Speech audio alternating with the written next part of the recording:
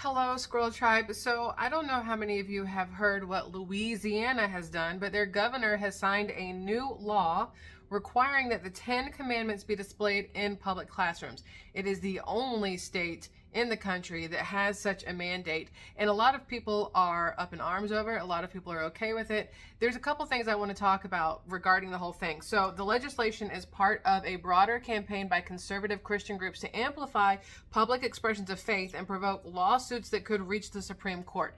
Now, before we go any further, I want to go over what the Ten Commandments are and then explain why even I and most people would agree that having these in the school is not a bad idea.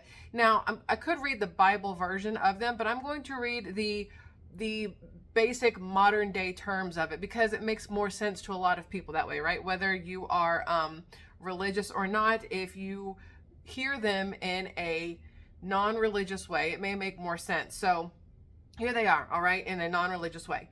You shall have no other gods before me. You shall not make idols. You shall not take the name of the Lord your God in vain. Remember the Sabbath day to keep it holy. Honor your father and your mother. You shall not murder. You shall not commit adultery. You shall not steal. Now, let me just be the first one to say that the majority of these are things that I feel like people in general need to remember. You shall not steal. Yet we have states in this country who will let you steal up to a certain amount of money and then, nothing will happen to you. Or you can steal all kinds of stuff and get a baby little slap on the wrist. Well, that's leading to more and more issues when it comes to theft and people doing really stupid things and robbing people and hurting people because, thou shalt not steal, and yet they do anyway. You shall not commit adultery. That's going around like crazy in the world. We know that as well. Thou shalt not murder.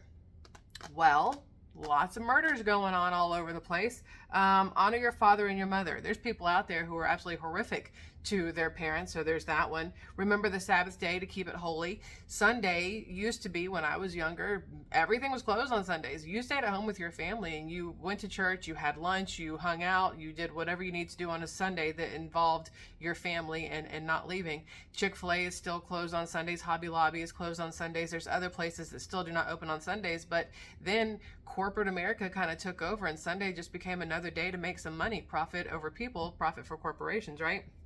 You shall not take the name of the Lord your God in vain. I think the majority of people out there are probably guilty of doing that every so often, if not very often. You shall not make idols. Y'all, I don't know exactly what they mean by you shall not make idols, but let me just say that people in the celebrity status, whether it's singers, it's singers or actors or sports people especially, people make idols out of all of them. You have people losing their minds over people just because they happen to know how to sing or dribble or kick a ball or, baseball, all those kind of things, or act. And it's a little crazy. And then you shall have no other gods before me. That one, of course, y'all know exactly what that one means. But for the school, for the state of Louisiana to come through and say, hey, listen, we're putting the Ten Commandments back in school, depending on how they do it, I don't see how it's a bad thing, because I think a lot of people seem to have forgotten the basic moral code of you don't murder, you don't steal, there's no adultery, you don't do all of these things, and yet we have a ton of people doing it.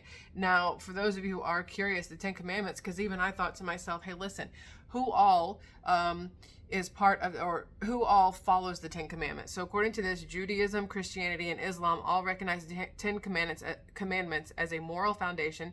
In these religions, the Ten Commandments are seen as rules for how people should behave and live. And again, they're not bad rules. Rules are good to have so people aren't running around acting like complete, just absolute morons, right? And I think that people have a problem with them being in schools because we think of separation of church and state, and public schools are, state funded. So for them to have anything church related in there does cross a line for a lot of people. The Pledge of Allegiance has been in school forever, and then they took it away. I had to say the Pledge of Allegiance when I was younger, and then they stopped it. State laws right now differ on how they approach that issue. For example, California and Florida have statutes requiring daily recitation of the pledge in public schools, with provisions allowing students to opt out. I thought it was interesting that California, the most woke state in the entire country, besides maybe possibly New York, but I feel like it's more like New York City. I was surprised that it said that they still have a thing where they do the Pledge of Allegiance every day. I didn't expect that one. You know what I mean? I'm sure you guys understand what I mean there with that. But for what Louisiana did, I can see more and more states adopting the 10 Commandments being back in the schools. They took Bibles out of schools. They took Bible study out of schools. Some schools do moment of silence, but they don't tell you exactly what the moment of silence is for. Use it how you will. But I do believe that having some sort of moral compass in a school and being taught to kids is not a bad thing, because the moral compass of the nation or the world seems to have, started to dip a little bit, and I feel like it coming back is not going to hurt anybody, right? I'm not saying push a religion on anybody, but if you were to, again, this is going to rub some people the wrong way, and it's okay, it's an open conversation, right? If you were to modernize, as we read earlier, the 10 Commandments, to take out thou shalt not and things like that. For some reason, the word thou sends people up in arms, right? But if you were to modernize it to make it seem less religious, maybe it would be easier for a lot of people to be on board with, because it is a good idea, again, to try to present that moral compass back to today's youth, because today's youth have somehow, they have like a wild hair up their butt, and they're all, not all, that's obviously an exaggeration, but there are so many youths these days. I don't even know how you're supposed to say that. Youths, whatever. It sounds stupid either way. There are so many younger kids who seem to have no idea the difference between right and wrong. So I say thumbs up to Louisiana for what they have done. Now, another thing I want to talk to you about, I have so many things, but this one is probably the dumbest thing, literally the dumbest thing I've ever read in my entire life. Silicon Valley Wall Street donors committed to funding research to block the sun to slow climate change. Oh, bless their hearts. We've talked about this before, how, even Biden and them were like, well, we need less sun, we'd have less climate change, whatever else. And it's like, do you not understand that we need the sun for literally things to grow? Because without things growing, one, we have no trees, and we have no oxygen, we have no grass, we have no fruits and vegetables, we have nothing for it. It's just absolutely mind-boggling that blocking the sun is where we are for climate change, as opposed to, and I'll say this 10 bajillion times, as opposed to stopping the deforestation and stop putting up so many friggin' concrete buildings everywhere. I feel like that could make a massive impact in everything. It's not that we need to block the sun. We just need these corporations to quit destroying literally the land. It feels like a super simple solution, but that super simple solution doesn't help them make money at the end of the day. So they could give two craps about the super simple solution. So according to this is the Pritzker Innovation Fund believes in the importance of research that helps improve climate models and enables policymakers and the public to better understand whether climate interventions like marine cloud brightening are feasible and advisable. This is according to group founder and president Rachel Pritzker. Oh, I like how she named the whole thing after herself.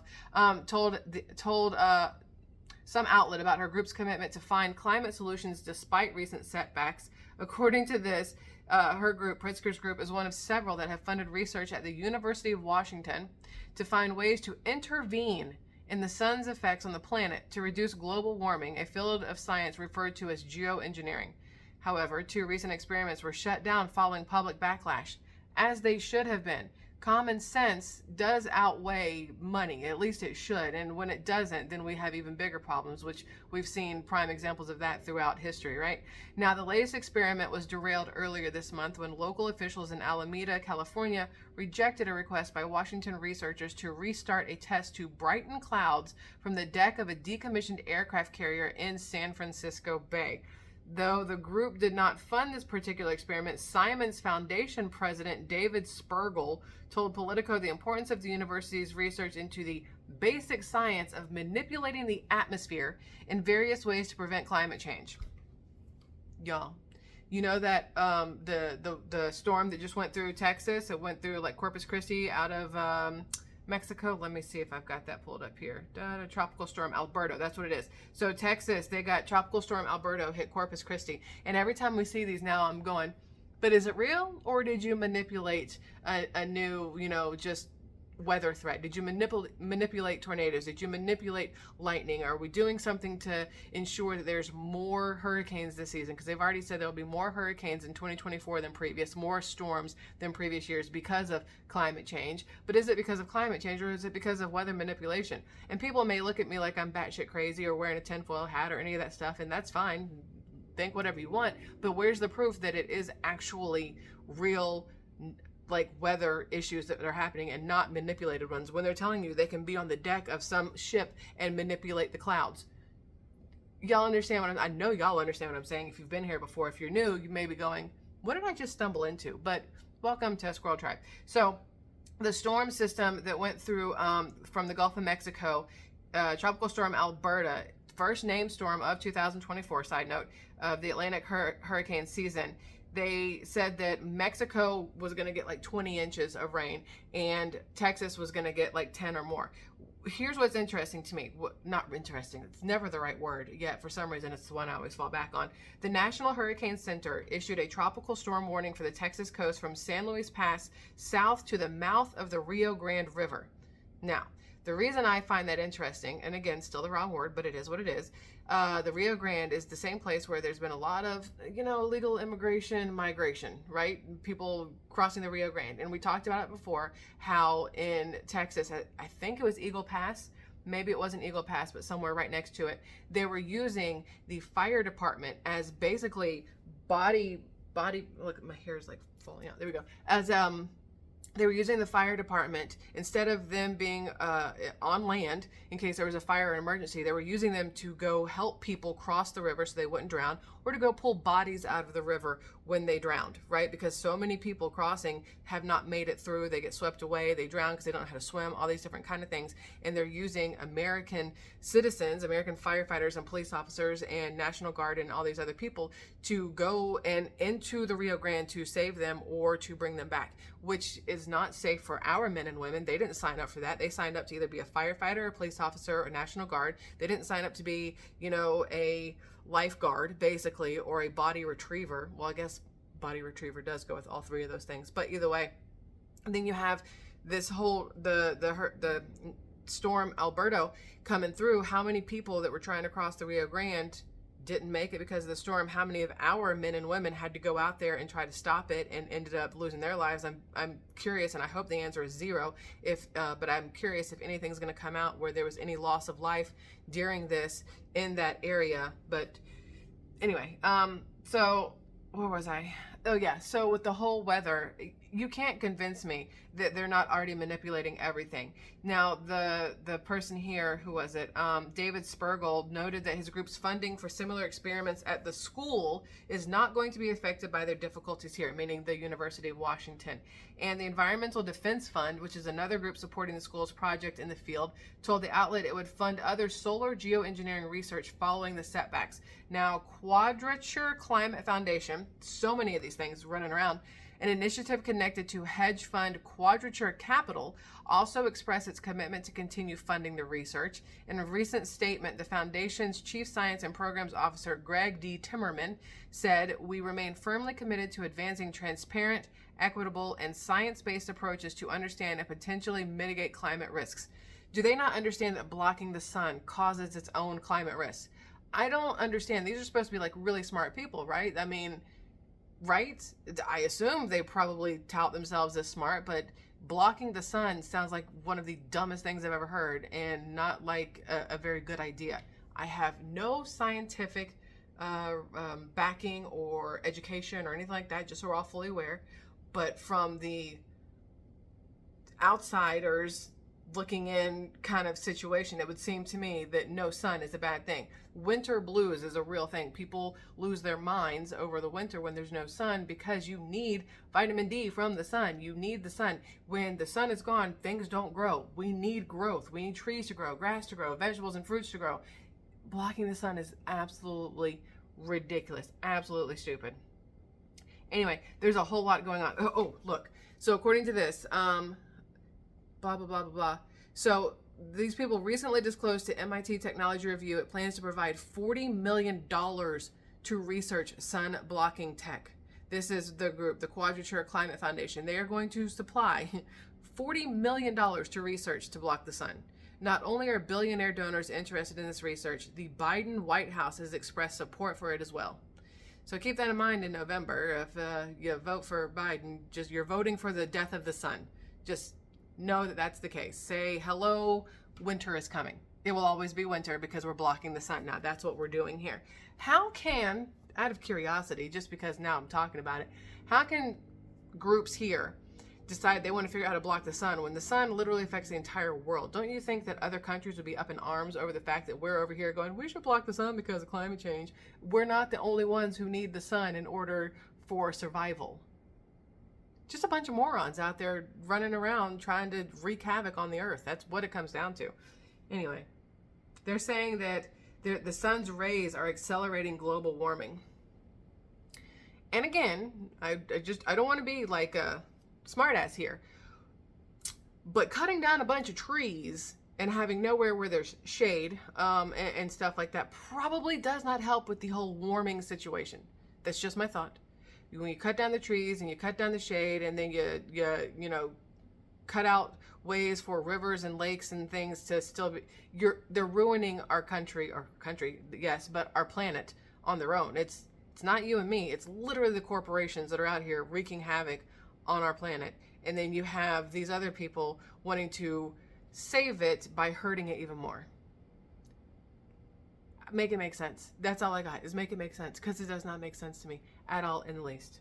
Anyway, I know it's the most random thing humanly possible. We'll go random again tomorrow, just so you know. But I love you, Squirrel Tribe. I would love your thoughts on Louisiana and on the whole weather manipulation, blocking of the sun. Two totally different topics, fully aware. Very curious about your thoughts on both, though. So leave comments below and have a fabulous rest of your day. And I'll see you guys tomorrow. Love you. Bye.